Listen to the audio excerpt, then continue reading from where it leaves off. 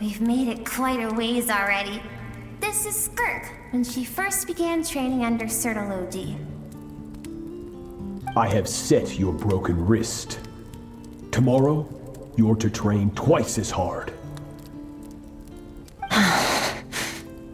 No tears this time. Good. Attempting to garner sympathy through tears is a habit of the weak. A pitiful, useless ploy. Can I ask a question, Master? Why did you save me? I keep thinking, maybe it would be better if I had died. I wouldn't be haunted by that fire all the time. I wouldn't have to go on like this. I saved you because I have a plan for you. It has been too long since I fought a battle that demanded my full strength, and I hunger for it. Every so-called genius and prodigy I have faced has crumbled like sand underfoot. Before me, even fate bends the knee. So, I will teach you everything I know, train you by whatever means necessary, in the hope that one day, you might surprise me. But I don't want to draw my sword against you, Master. What you want matters little. Among the boundless sea of stars, the cries of the weak are but faint murmurs that disappear into the void. You of all people know that well. Yes, Master. From that day forward, all she knew was grueling training, emptiness, and fatigue. After some time, her talent bloomed, and she gained control over her emotions, like her master. How should I put it? It was not that human emotion disappeared from her heart, but that reason came to dictate all she was allowed to feel. I suppose it was at this point that she became the Skirk you know today.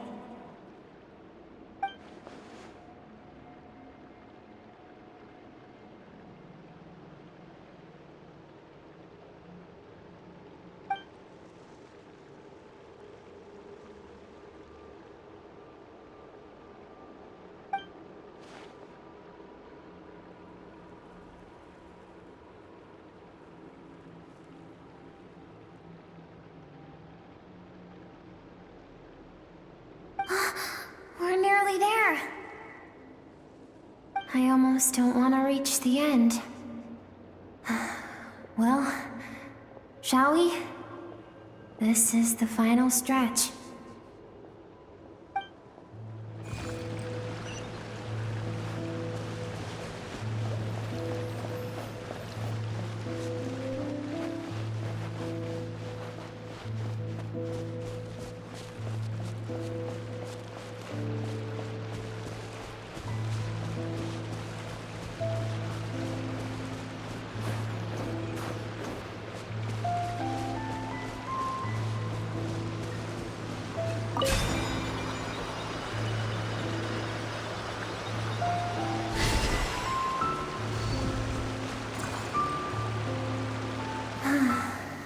These are Skirk's happiest memories. What a simple and carefree time it was. Wisps of clouds dotted the sky. The sun bathed everything in golden light. And when song filled the air, not even the shyest of flowers could resist swaying along. This is Skirk's homeland. She was so curious about everything as a child, always skipping school to go exploring instead. There was so much to discover. The treasures at the bottom of the sea, the secrets beyond the stars, and the merchant ship packed with adults wearing those strange clothes. Yes, the ship. That was the beginning of the end. It was a spaceship. When it arrived, the people that disembarked wore smiles on their faces and spoke of friendship. They claimed to be merchants from a neighboring planet, looking to establish trade. Skirk's parents, her relatives, her neighbors, everyone welcomed the newcomers with open arms and allowed them to explore the planet. To them, the visitors were guests and should be treated with hospitality. No one had any idea of what was to come.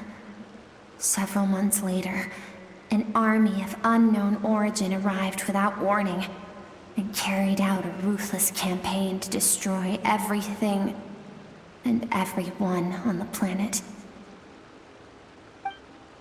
Skirk had skipped school that day, like so many times before, so she was not caught in the immediate wave of destruction. But when she came home that day, only fire and ruin awaited her. Countless people cried out to her for help. People she knew and loved. Friends and relatives. The little girl who lived next door. The shop owner with the bad leg.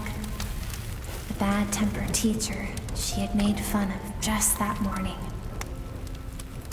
Their lives were discarded like worthless trash as the fire consumed one life after another. Skirk was helpless.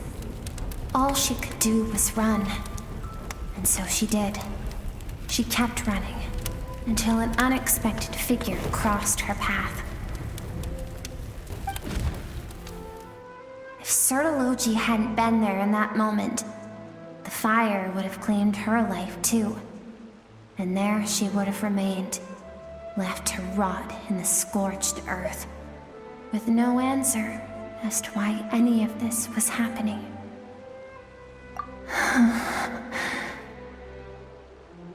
Because she and her people were seen as a threat.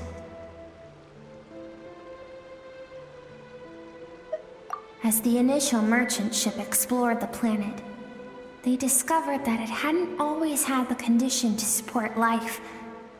Yet there was evidence of human activity, even during the periods of extreme heat or cold in the past. Further research revealed that, over time, the people of this planet had evolved the ability to adapt to any type of environment or energy source. For that reason, the outsiders viewed them as a potential threat and decided to eliminate them before the threat could rear its head. And so, the army was called, and the so-called danger was wiped from the face of the planet.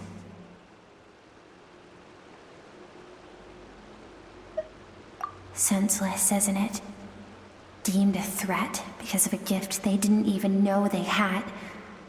Perhaps it was their own innocence and kindness that doomed them. But in the end, that was lost to the blaze as well. If those with power get to decide good and evil, then all you can trust in is the sword in your hand. And so, before death could claim her, she ran. She ran and never stopped.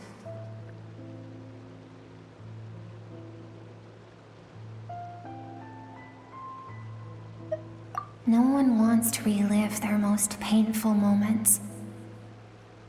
Well, that brings us to the end of the story. This is as far as we can go.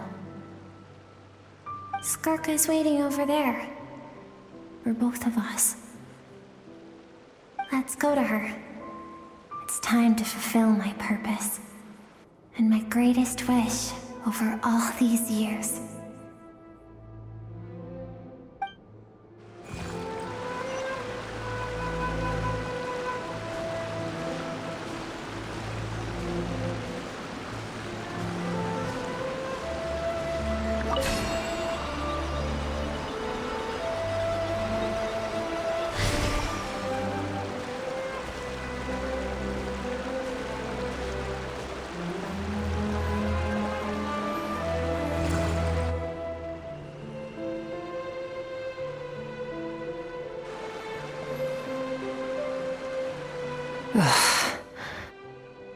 So all this, just so you could bring her here?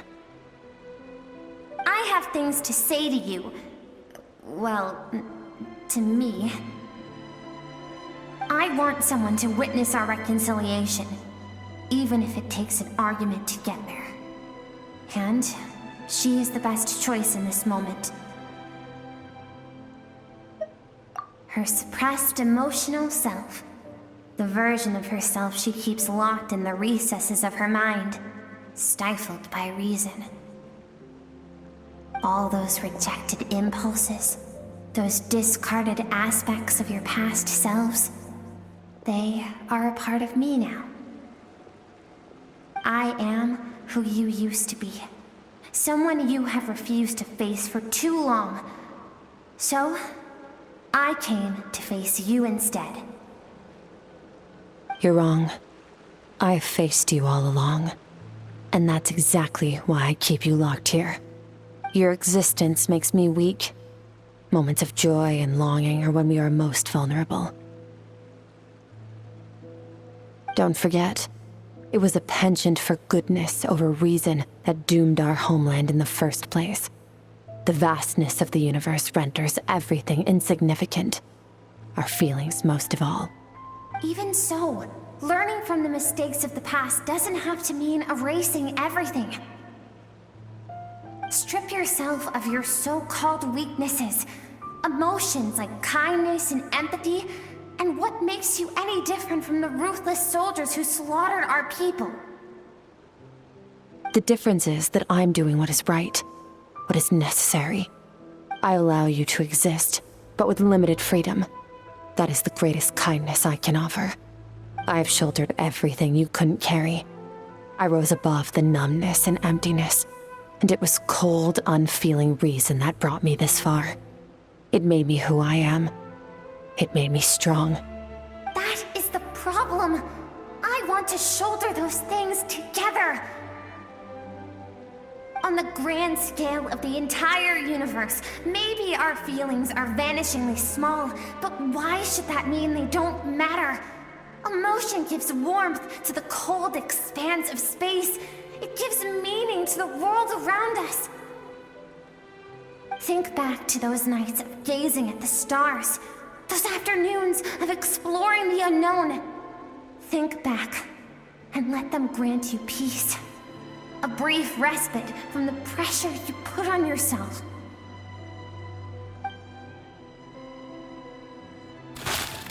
That isn't what we need. It's exactly what we need. Aren't you curious about why recovering your strength has taken longer than normal this time? Finally, you get to the important part. That is the only answer I came here to find. Then look around. Look at your inner world. You cast aside your dreams and curiosity, and in doing so, you lost your original motivation. You severed all connection to who you used to be, so you can no longer draw strength from your past. Now, the only things driving you forward are fear and survivor's guilt. But these cannot take you far enough. And so, this river, the source of your strength, grows more polluted by the day. And do you think that means I should seek help from a weak little thing like you? Your emotional self isn't weak. The fact that she transcended time and broke free from her constraints to come and face you, that proves it. Thank you for saying that. I knew bringing you here would be the right choice. To be honest, I'm not here to argue with you. This isn't about who's right or wrong. And in fact, I agree that in order to make it through the wake of that tragedy, we had to distance ourselves from the pain through reason over emotion. But what is right at one point in time isn't always right forever. I know you will never forget that fire. I know the fact that you were the sole survivor fills you with guilt. And I know that among the voices that haunt you, mine is there too. Because deep down, you know that you didn't turn out to be the person you wanted to be. All those unfulfilled hopes are like knives to the heart. And I don't want you to hurt anymore. So even if you can't accept me, I hope, at least, that you can let go. I keep thinking, maybe it would be better if I had died. I wouldn't be haunted by that fire all the time. I wouldn't have to go on like this.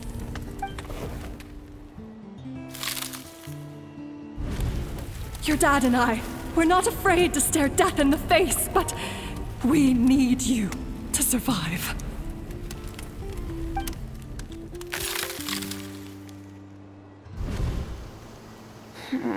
I'm sick of being a kid. There's so many amazing things out there, and I'm ready to see them all.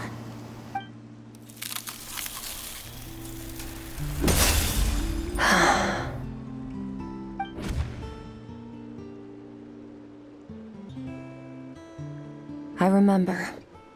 There was a song Mom and Dad always sang when we went out to fetch water. Dancing water. The sand along your path is begging for your song and movement.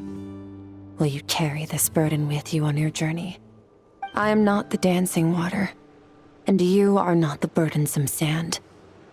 But if this is your wish, then I will carry you with me until the end. Thank you. I should be thanking you.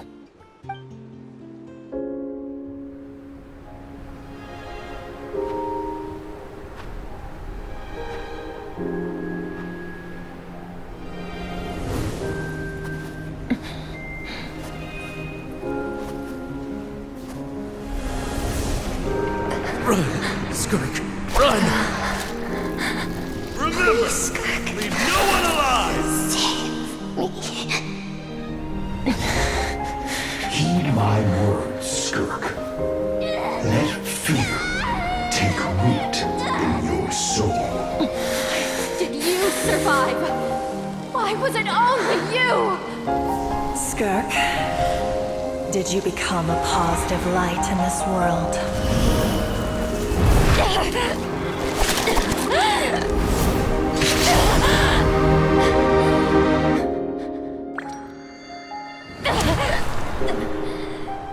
Hey, this doesn't have to be the end.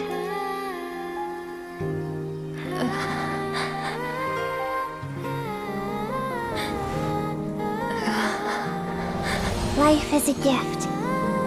Don't let darkness claim it.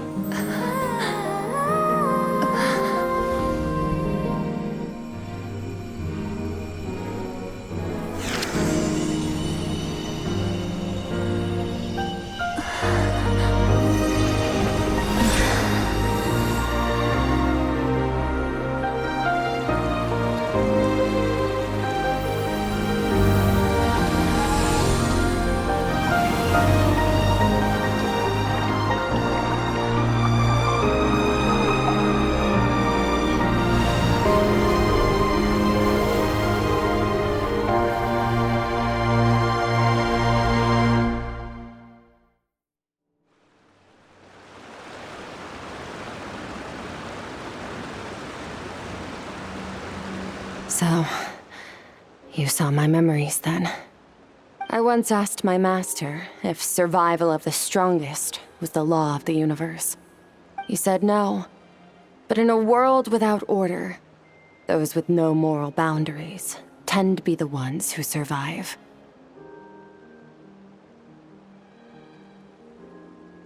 That's why, after hearing his answer, an idea came to mind.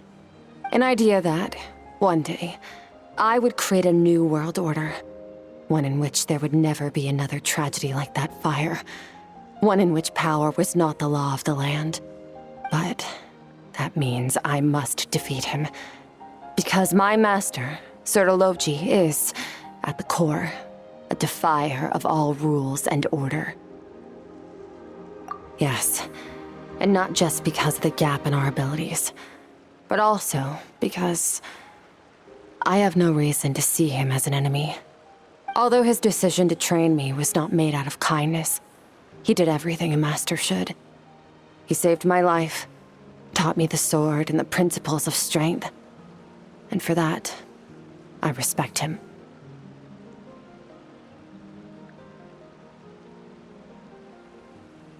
I know, and it's not something I want. But Master never goes back on his word. I have to treat everything he says as a promise.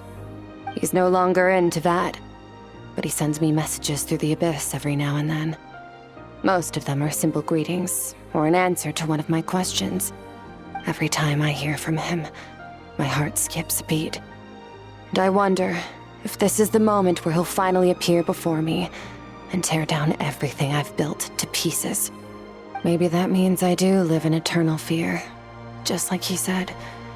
Yes, I respect him, but I'm also afraid of him. And for that reason, the pursuit of strength consumes every moment of my life. I don't know what Master has planned, but I have to be ready.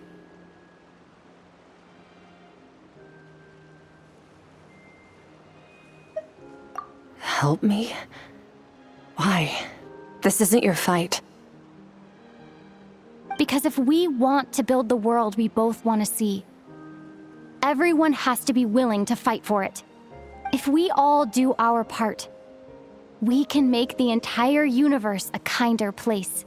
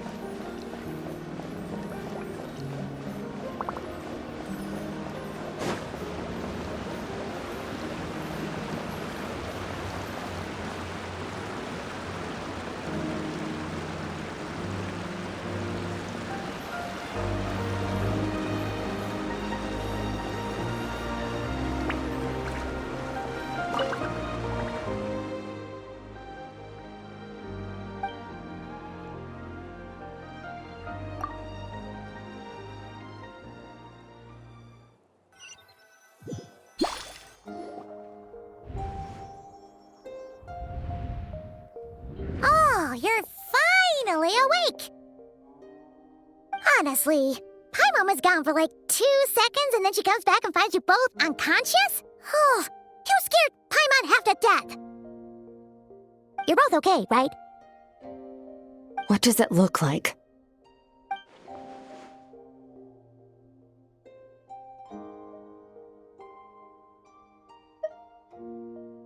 Only water from the source can cleanse the rot and filth that flows from the past into the future.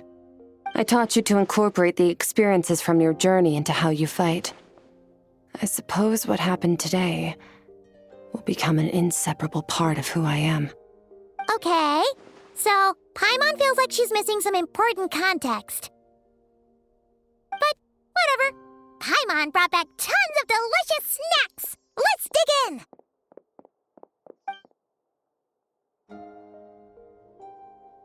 All right, it's about time we finished what we started. We're gonna deal with this thief for good, right? This time, I'm not going to tell you to hold back. But having digested even more power in the meantime, he's going to be tougher than before. The good news is, we have no reason to pull our punches this time. So, let's go. Same place as last time.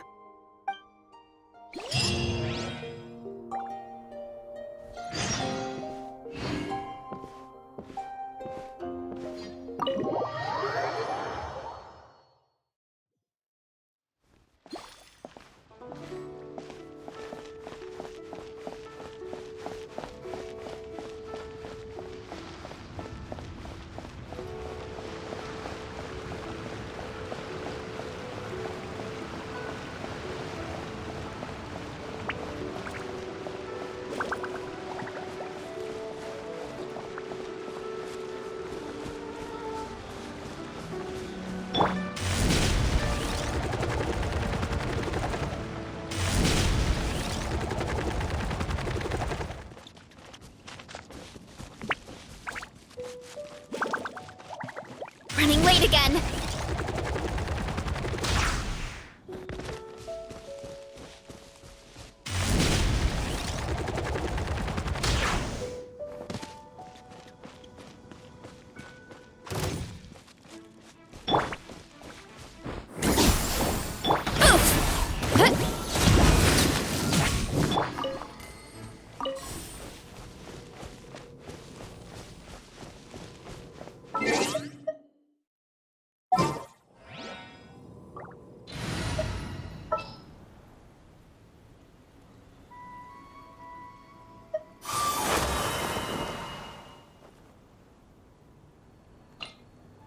One is fast on one's feet. Try to keep pace. Time to roll.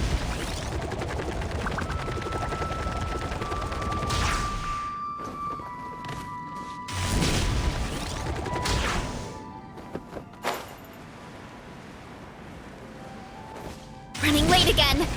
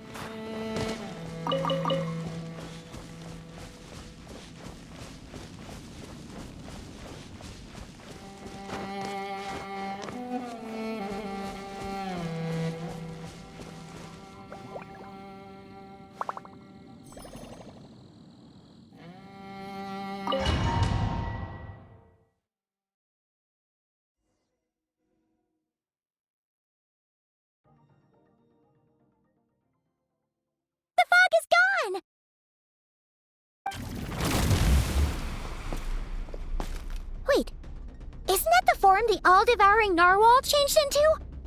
How come he knows that, too? Really? So, you're telling Paimon that giant whale and this guy can both turn into the fowl? How does that work? It's a subconscious instinct. Any intelligent being who longs for his level of strength is bound to mimic his appearance.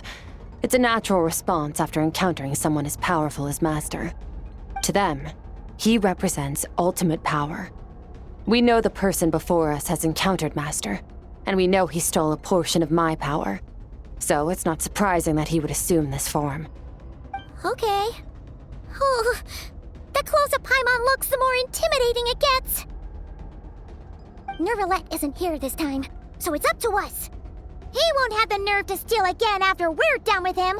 Let's teach this guy a lesson.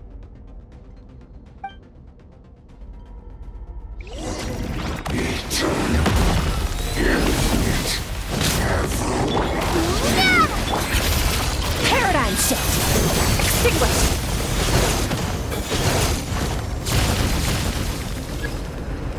Haven't forgotten your training, I hope.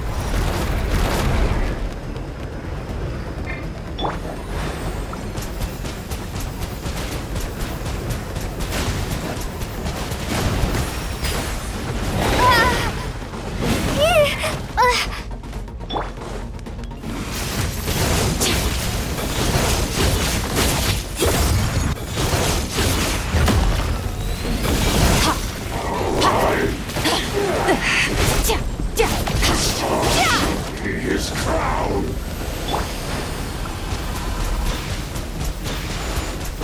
Go!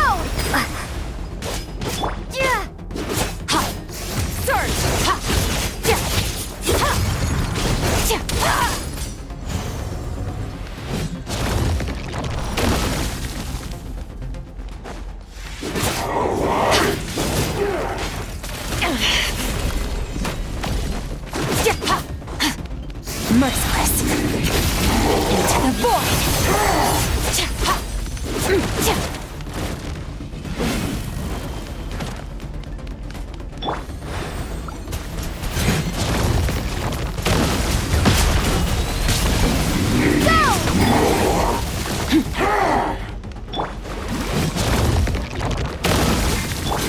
Extinguished.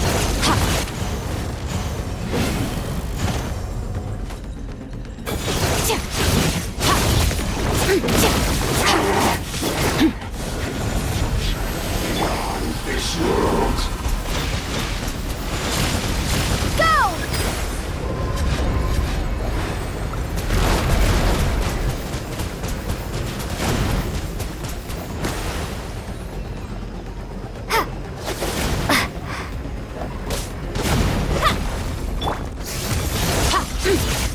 Power.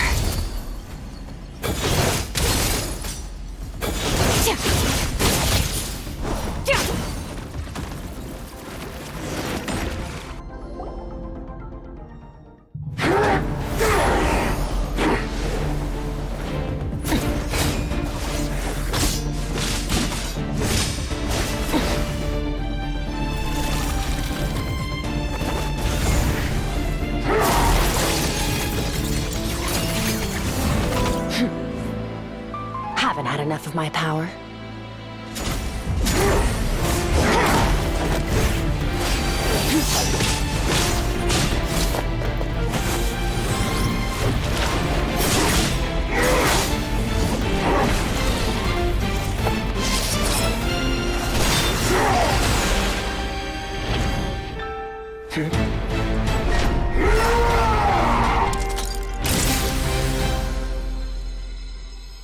Well then, let's see how much more of this power you can handle.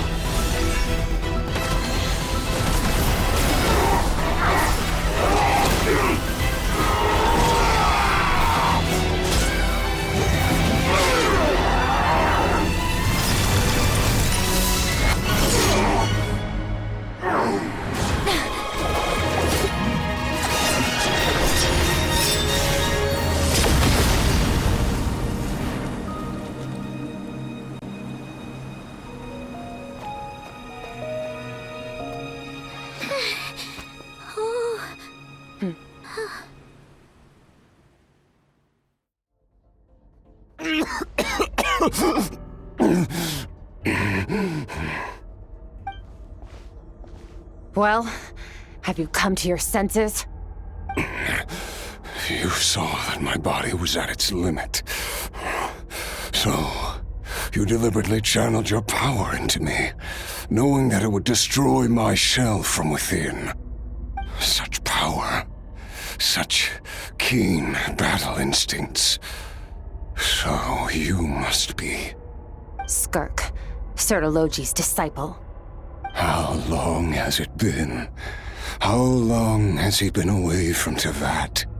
Hundreds of years. Hundreds? Sorry, it's a lot to take in. I should introduce myself.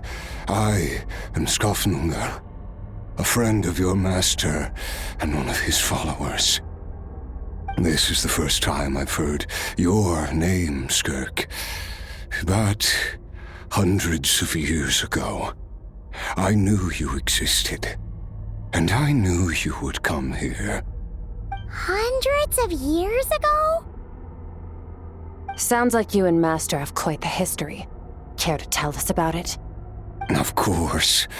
Might as well take advantage of a clear head while I can. The story starts a long, long time ago. I was born into a noble family in Conria. As the eldest son, I was set to inherit our title. But I contracted an incurable illness as a child, and everyone gave up on me. I trained the sword harder than anyone else, defeated all of my peers. But it was all in vain. When other people looked at me, all I saw in their eyes was pity or a strange glee in my misfortune.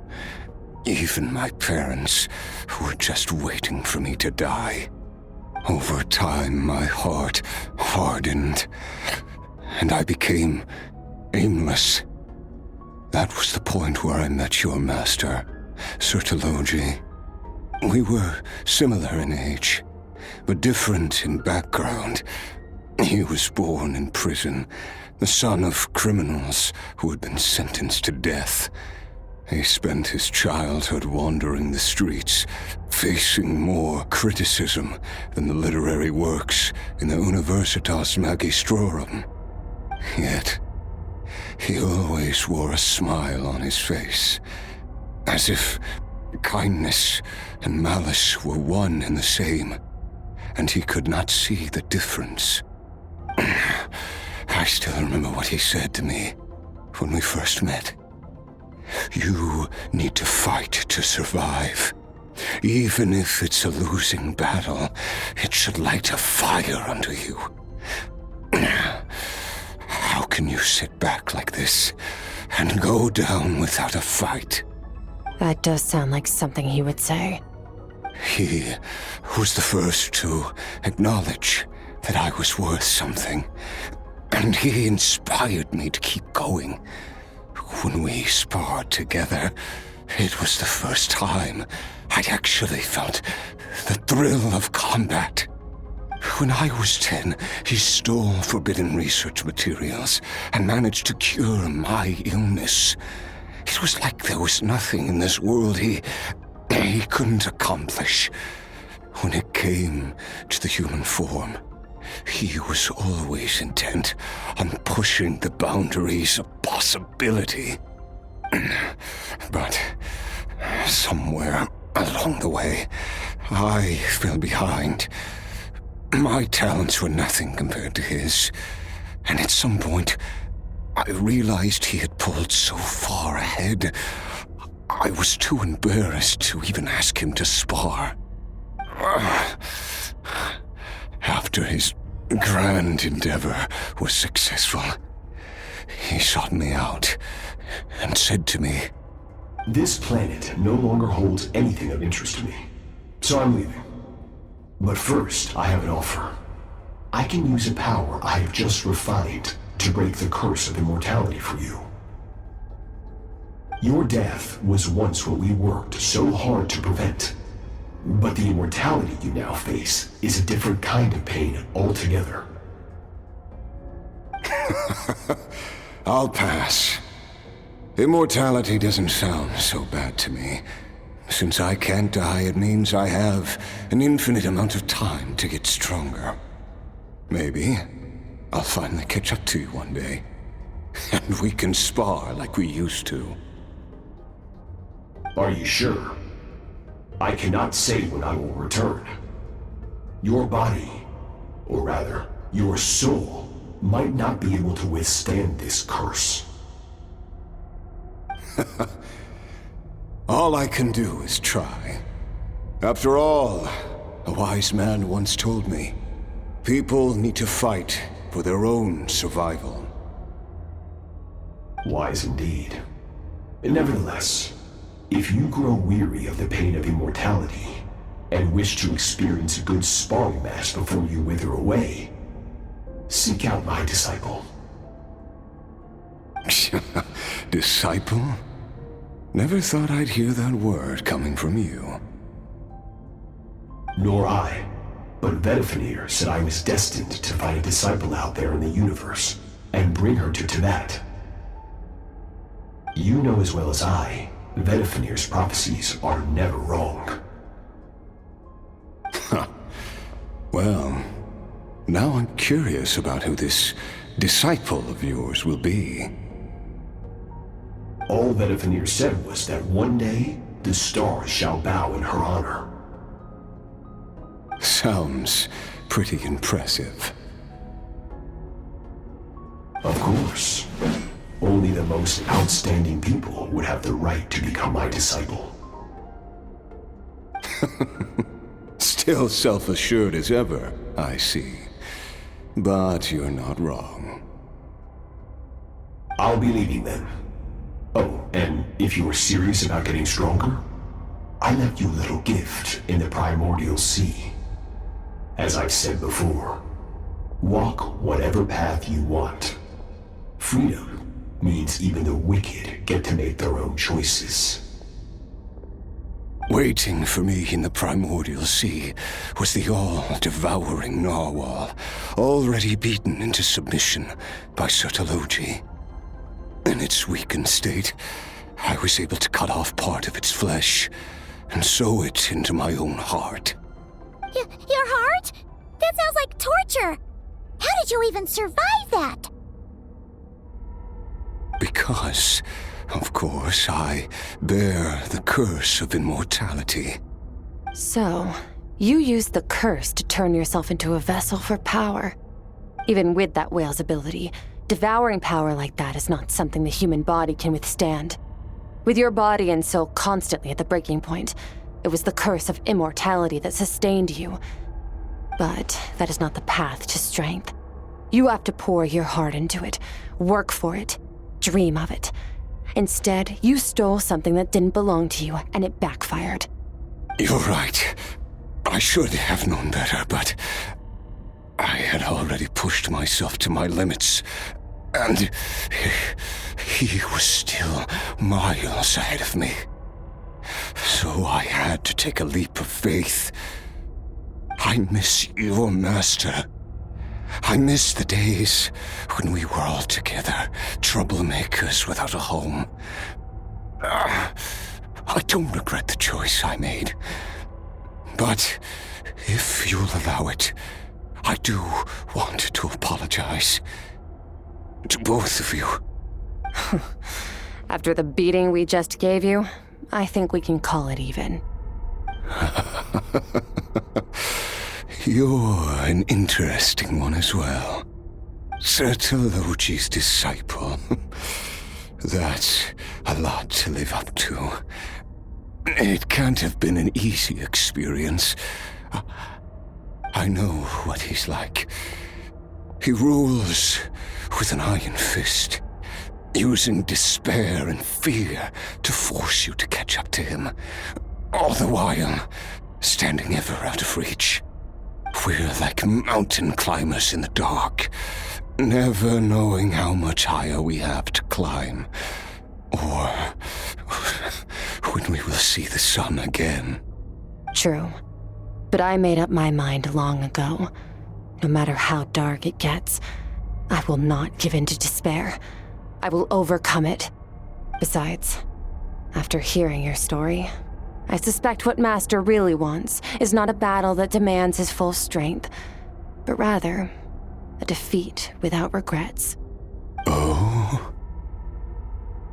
Since you're his friend, you must have some things in common. The first time we came here, when you stabbed me through the fog and stole my power, I felt no emotion coming from that spike. But when you had to devote all your strength fighting me just now, I could feel joy and passion emanating from your blade. It was the joy of a researcher discovering the truth of the world, the joy of an artist uncovering a temple of wonders. Interesting. I'm certain I didn't express those emotions outright, yet you were able to read them from my blade, like a glimpse into my inner world. You're right. That battle brought me an unbridled sense of joy, and my defeat brings me no regret whatsoever. Exactly. I think Master also craves a battle like that. One where his opponent forces him to use all his strength, unlock the extent of his potential, and transcend his own limits. A battle to end all battles. After which, all can come to an end, including, perhaps, his life. For that very reason, good and evil are meaningless to him. He has one purpose, one goal: to complete himself. It's one of the secrets to his strength. Perhaps you're right. Perhaps that is his goal. What a battle that would be. Oh, to witness such a...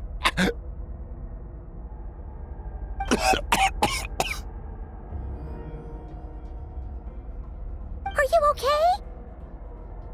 Too many different kinds of power are surging through my body. The curse of immortality allows it all to coexist, but it does not remove the pain. I won't be able to hold on to my sanity for much longer. What a shame. I would have loved to witness that battle. Sertologi once offered to free me from this curse. Now, I must ask that of you, Skirk. Can you release me from the pain? I can, but not through death, if that's what you were hoping for. It's not a suitable punishment for your crime. As an alternative, I can take your consciousness, along with all the power you've consumed, and smash it to pieces. The impurities will dissipate, and under the curse of immortality, your mind and body will regenerate. When that process is complete, you will be back to who you were before, no longer tortured by powers you can't control. But it will be a time-consuming and painful process. The decision is yours to make. I accept. And who knows? Perhaps I'll wake up in time to witness your great battle with Sertologi. I have faith that you'll be able to stand against him one day. Though I know it'll be a long and arduous road. If we are climbers in the dark, it appears the dawn has finally broken for me. But your ascent continues. At least, it looks like you are not alone on your journey. I will reach the top of this mountain, no matter what it takes. And you, Skofnungur, will be my witness at the end of all things. Whew, that's finally over. Let's get out of here. Huh, at least we don't have to make a mad dash for the exit like last time.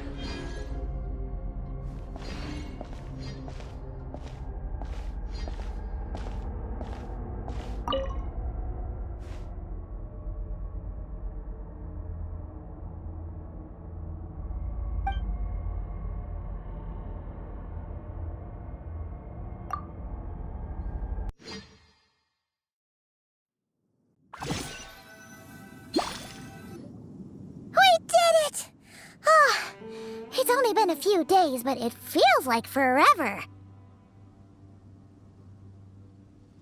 Once again, we've proved there's nothing we can't overcome. We're just that awesome. Wow, you sound even more confident than usual. Guess you really have become stronger. Today sure went by fast. It's night already. Oh wait, that reminds Paimon. The stars you mentioned, the ones that died out, are they back now? Yes. The power Skafnungur stole has been returned. So, the stars have regained their light. Great! Huh, it's crazy that you even noticed their light was gone. There are so many stars in the sky. If a few disappeared, Paimon definitely wouldn't be able to tell. I suppose it's because I have gazed upon this sky for centuries. The false stars, hanging in the meticulously planned sky, glittering with rotten light. It's not real. And yet, it is for that very reason that I can look upon it and enjoy the momentary peace it brings. Even the most beautiful of bubbles has to burst. We will return to the real universe one day, whether of our own volition or not. Time marches ever forward. Even the innocent and naive will taste life's bitterness. Yet through hardship, we grow until we learn to seize the sands of time for ourselves and uncover our true strength. Though we gaze upon a false sky, its vastness and majesty is palpable. One can only wonder, what is it going to take for kindness to reign supreme in the vast expanse of the universe? Ugh, this is all going over Paimon's head. But if she knows one thing, it's that the Traveler always finds a way. Ever since we met, she has filled Paimon's days with happiness. No matter how tough things get, she always finds a way to make it better. If it's too big a job for one person, then we'll do it with two. And if two's still not enough, then three. We've met so many amazing friends and accomplished so many amazing things. As long as we don't give up, we can make any wish come true. I suppose when it comes to you, anything is possible. Well, I should be going. Now that my power is no longer isolated from my emotions, I need more practice to get used to it. I suppose fate will decide. Maybe we'll bump into each other on the street. Or maybe we'll reunite on a different planet entirely. Regardless, reunions and partings are but passing moments. More than anything, I hope that, at the end of this journey, wherever it takes us, we stand in a world reborn. One without war, pain, or forced partings. One where new life can bloom, even where there was once nothing but scorched earth. For this, we must all work to become stronger. If that's what you want to call me, I won't object. Goodbye. Bye!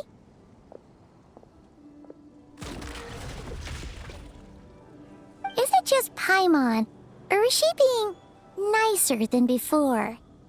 We definitely count as friends after all that, don't you think? Hey, what do you think about camping here tonight? There's nothing quite like sleeping under the stars. Come tomorrow, we can continue our journey. Oh, and since Paimon treated you to that super nice meal at Wanmin Restaurant, it's about time you returned the favor.